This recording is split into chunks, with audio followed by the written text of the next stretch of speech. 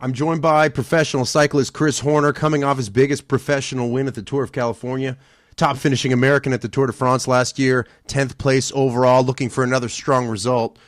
Chris, have things changed for you since your Tour of California win? Have you noticed people treating you differently, people looking at you Oh, differently? yeah, certainly. It's had a different effect. There's no doubt about it. You get recognized a whole lot more than before, and mainly you're just getting recognized a lot more when you're in casual clothing. Is that a result that you thought could happen down there? Obviously, you went into the to the event fit, but did you expect to blow everybody away on that first real big climbing day?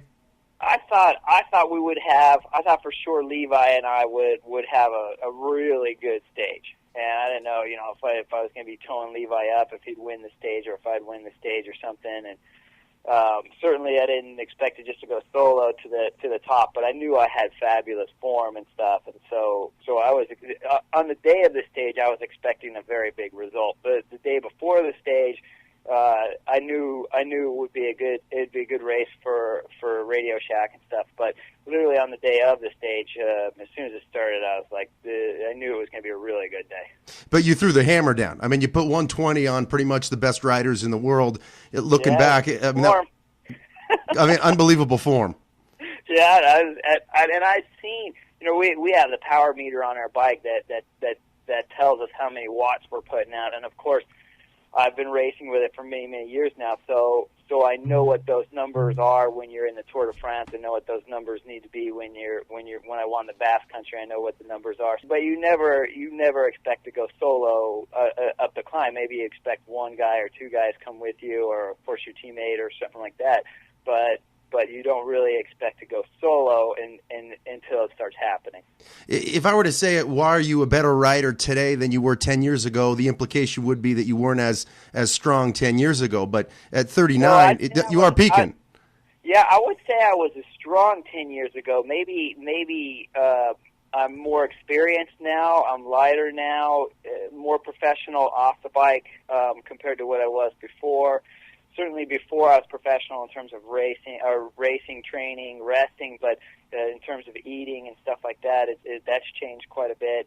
And then just experience in the race to know how to save energy wherever I can during the race. You feel like you're getting more respect by the riders and the peloton. You've become sort of a domestique, and now you're a guy that can win overall GC titles. Are guys treating you differently as well? Well, no, I think the last 4 years I've been pretty respected in the field, because everyone knows what I'm capable of doing in the field. But certainly you get different treatment outside of the race. Has it changed the way you look at yourself? Do you feel more confident? Do you feel like you're one of the best riders in the world, that every single time you can go on the bike, that there's nobody that you have to go second to? I think every time you win, it brings more confidence. There's no doubt about that. The more you win, the more confident you become, for sure. And so that definitely changes. Certainly last year, winning the Basque Country last year was a huge stepping stone, where this year I was like, okay, we're ready to go this year. Now we start winning more often. And the top finishing American at the Tour de France last year, 10th overall. You're in a very unique situation. You got Levi on your team, who's one of the world's best as well. He's also a personal friend. It's almost like 1 and 1A. Obviously, you were the stronger rider down in California, and he helped you on that second big mountainous stage. How do you see things shaking down at the Tour de France? You've said you want a podium. Yeah, I want a podium. I think it's capable of, at this moment, I'd say it's capable of going top 5. That's not a problem. And I think there's a shot at going for the podium, too. Certainly, I'm coming into the Tour de France with what I think will be the freshest that I've ever arrived at the Tour de France. In years past, I always did Tour of Swiss, Dauphiné. Last year, I was extremely tired after doing the Dauphiné when Yanni won, and then coming into the Tour de France, starting it tired, and then, of course, working for multiple different objectives on the team, like helping Levi, Clody, Lance, helping the team classification. So this year I'm coming in very strong, very fresh, and I won't have work to do throughout the stages like I had last year and previous years on top of that when I was working for Cadell even. Explain to somebody that doesn't understand what it's like to be in a 3-week race like the Tour de France, very few off days, over 2,000 miles, extreme hills. I mean, honestly, what is that like for your body? What is that like for your mind? Devastating on the body. It finds by when you get into the second week, when you're racing, whatever weak spot you have in your body, it finds it, and then that weak spot eventually gives out, and then you got to deal with an injury during the tour too. And I've had it many times, but that's what the tour does. It finds any weak link you got in your body, anything that you missed, anything you weren't stretching good, anything you weren't training good on the bike. It will find that weak spot and it'll just destroy it. How much longer can you continue to improve? I'm going to keep going until, if you're looking at it, I'd say I'd do another 4 or 5 years. So certainly the form's good, and barring injuries or crashes or something like that, I think I'll be one of the oldest guys in the peloton here pretty soon. We're looking forward to it. I got a couple questions. You never seem to sneak away from these controversial questions. Interesting this year with Alberto Contador, 3-time winner, won last year, cycling's biggest name. He's going to be able to race this year, even though he tested positive for a banned substance during last year's tour. Obviously, the sport's trying to clean up its image. They've been the governing bodies have really been coming down hard on guys, and now all of a sudden the top rider in the world's able to ride. Is there a double standard? Does that surprise you? Personally, for my own objective, it is questionable whether or not did he take something, did he eat something. There's a bit of doubt, and also what he tested positive for was incredibly small levels of I think it's clenbuterol. Personally, would I have a problem with him with the UCI taking away the Tour de France that he won while he had a positive substance in his body? I have no problems with that, but do I think that a rider should get suspended for 2 years or suspended for any length of time other than just going home from your current event? That sounds more fair to me with those kind of levels, if the possibility exists that the food could be tainted.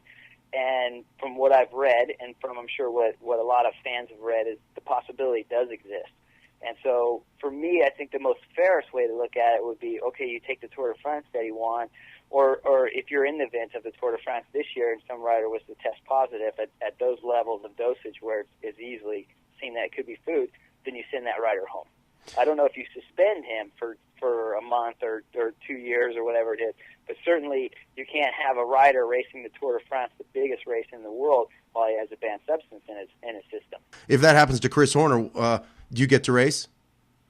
No, they send me home. That's just the way it is. I mean, and that's why when you ask that question, that's why okay. The easiest thing as an athlete, be like, that guy's doping, send him home. That's the easiest thing to say. And then you sit back and you're like, whoa, wait a minute, that happens to me. You got to ask yourself that question. What about if it happens to me? Okay, and if it happens to me, I wouldn't want to be retiring right now, because that's what would happen. Is if it happened to me, if it happened to me because I ate some meat. Let's be real clear. Then I would like to still be racing my bike afterward. I would hate to think I had to retire off of something like that. Doesn't change the way you view him as a rider, though. I mean, you don't go back now a couple years and look at any of his results and no. I'm not sure. No, not off of that. I don't think you could. I think off of those micro levels, I don't think you can win the Tour de France off of that. So would it be some absolutely micro little bit that it's helping you? Well, sure, it's in your system, but can you win the Tour de France off of that? No, I don't think so. I think he's got 6 Grand Tours right now. So and I don't mind taking away last year's Grand Tour. So say he's got 5 even, and so I don't think you can win that many Grand Tours and because it. Just with that substance in your body. Alberto's still the man to beat this year, and Andy Schleck would be number 2, even though he wasn't in form in California. Yeah, he hasn't been in form at the Tour of Swiss either. California, that didn't affect my opinion on how he'd be in July at all. Watching the Tour of Swiss on TV, it's a little bit different because he's going to be tight on time to come into that kind of form that he had in July. He's going to be pushed a little bit tight come after the Tour of Swiss. He only has about 10 days to get ready for the Tour de France after that. So those are definitely the 2 favorites, and a little bit of doubt in my mind over whether or not if Andy returns at that same kind of fitness, but there's no doubt that Alberto will be good. Absolutely, and Andy could have won that thing last year. Going back one question about Alberto, maybe we don't understand it in the States because Alberto's sort of a villain, but do you think he got off the hook, or he's allowed to race because he's such a huge star in Europe and he had threatened to quit the racing altogether? I mean, this is essentially the sport's biggest star. I don't say it's his stardom that's kept that's kept him racing so much as his stardom that's allowed him financially to keep him racing. As writers, most of the writers, we're not making the kind of money that baseball and NFL's making, but Alberto does make that kind of money.